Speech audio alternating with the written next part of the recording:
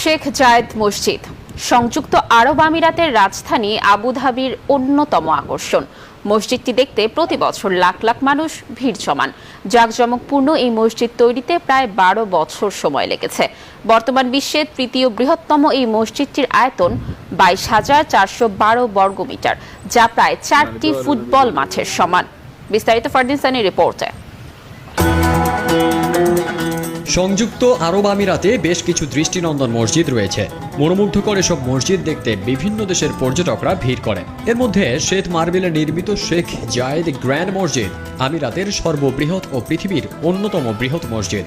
আমিরাতের প্রয়াত রাষ্ট্রপতি শেখ জায়েদ বিন সুলতান আল নাহিয়ানের নামানুসারে এর নামকরণ করা হয়েছে। মসজিদের পাশেই তার সমাধি। মসজিদটির নকশা করেছেন সিরিয়ার স্থপতি ইউসুফ আবদেলকি।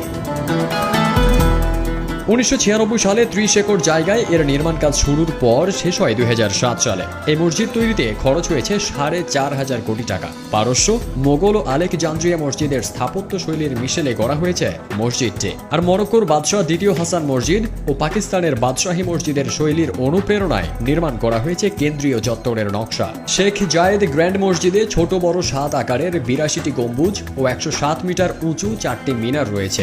মিনারগুলোর নিচের ভাগ মিশরীয় মামলুক ধারার চৌকো আকৃতির, মধ্যভাগ উত্তর আফ্রিকার ফাতিমি আমলের সরভুজ আকৃতির এবং ওপরের ভাগ তুরস্কের ওসমানীয় আমলের গোলাকৃতির। মসজিদের প্রবেশ মুখে কাচের বাক্সে মসজিদের নকশার একটি ডামি রাখা আছে, যেন এটি দেখেই এক নজরে পুরো মসজিদ সম্পর্কে একটা